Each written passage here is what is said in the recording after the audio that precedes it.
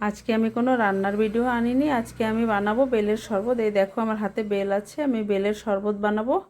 বেলটা আমি ফাটিয়ে নিয়ে এসেছি। এখন আমি বেলটা এই বেলের ভিতর থেকে সব বের করব, বের করে তারপরে বেলের শরবত বানাবো। কি করে বেলের শরবত বানাই তোমরা সম্পূর্ণ ভিডিওটা দেখো। আশা করি তোমাদের ভালো লাগবে। ভালো লাগলে একটা লাইক কমেন্ট শেয়ার করে দিও। দেখো বেলটা আমি পুরোপুরি ফাটিয়ে এখন ভিতর থেকে চামচ দিয়ে ভিতর থেকে সব বের করে নেব। বেলের শরবত খেতে ভীষণ ভালো লাগে, এইভাবে বানালে ভীষণ ভালো লাগে বেলের শরবত খেতে। বেলটা তো বছরে একবারই পাওয়া যায়, সিজনের ফল খাওয়া দরকার, তাই বেলটা একবারই পাওয়া যায়, বেলের শরবতটা খাওয়া উচিত। বেলটা এমনিও খাওয়া যায়, শরবত করেও খাওয়া যায়। তাই বেলগুলো একদম ছোট ছোট, তো দেশি গ্রামের দেশি বেল, তাই বেলগুলো শরবত ছাড়া এমনি খাওয়া যায় না। ভিতরে ভীষণ বীজগুলো ভর্তি থাকে, এগুলো শরবত করে খেলেই ভীষণ ভালো লাগে। তা আমি এখানে 4-5টা বেল ফাটিয়ে নিয়েছি। তো একটা বেল খারাপ বেরোচ্ছে, ফেলে দিয়েছি, খারাপ ছিল। আর বাকি 4টা বেল দিয়ে আমি শরবত করে নিয়েছি। দেখো বেলটা এটাও ভালো, আর আগে দুটো কেটেছি সেগুলো ভালো ছিল।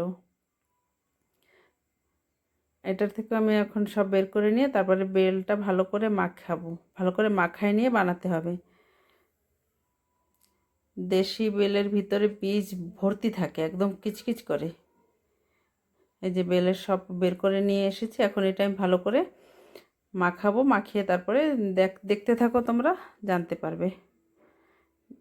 বীজ বীজ তারপরে আঁশগুলো থাকে যে মানে দড়ির মতন, সুতার মতো, ওগুলো বের করে নিতে হয়। বেলের শরবত তেমন করা হয় না ঘরে। বেল আনলে এরকম কেউ খেলে খাবে, না এলে লাস্টে ফেলে দিতে হয়। এবছর ভাবলাম না বেলের শরবত করে দেবো, সবাই খাবে। এই দেখো কতগুলো এই যে ময়লা আঁশগুলো বেরিয়েছে, এগুলো এখন ফেলে দিতে হবে।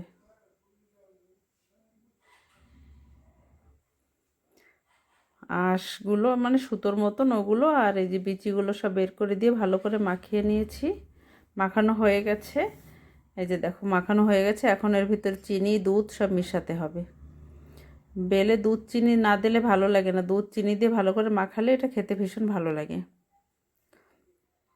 তোমরা কে কীরকম করে বেলের শরবত বানিয়ে খাও আমাকে কমেন্ট করে জানাবে। আমি তো এরকম বানালাম, কেমন করে বানাই আমিও সঠিক জানি না।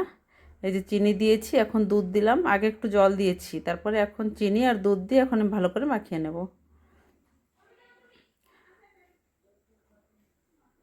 বেলের আঁশটা লেগে গেছে পাশে, একটু পরিষ্কার করে নেই, ভালো দেখাচ্ছে না।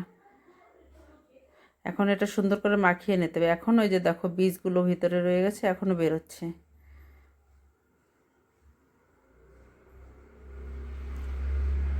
একটু রেডি করাই তো মুশকিল। বেলের শরবতের জন্য সব রেডি করে খেতে একটু মুশকিল, খেতে ভীষণ ভালো, রেডি করতেই কষ্ট, যার জন্য কেউ শরবত বানায় না। চিনিটা একটু ভালো করে গলিয়ে দেই। এই দেখো আমার বেলের শরবত তো বানানো প্রায় হয়ে গেছে। এটা খেতেও দারুণ লাগে। তোমরাও এইভাবে বেলের শরবত বানিয়েও খেয়ে দেখো, ভীষণ ভালো লাগবে। শরবত বানানো রেডি হয়ে গেছে। এই 2-3 দিন হলো ভীষণ মেঘ মেঘ, বৃষ্টি বৃষ্টি, সন্ধ্যা হলে এত ঝড় বর্ষা হচ্ছে না, ভালোই লাগছে না। মানে শীতের দিনের মতন হয়ে গেছে ক্লাইমেটটা। ভীষণ ঠান্ডা, হাওয়া ভীষণ দিচ্ছে।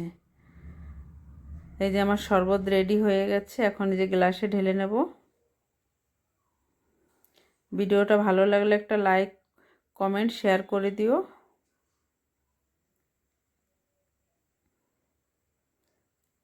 এতগুলো 4টে বেলে আমার 2 গ্লাস শরবত হয়েছে। এই যে দেখো কত সুন্দর হয়েছে। কে কে খাবে চলে এসো। বেলের শরবত আমাদের ঘরে একদম দেশি বেলের শরবত করেছি।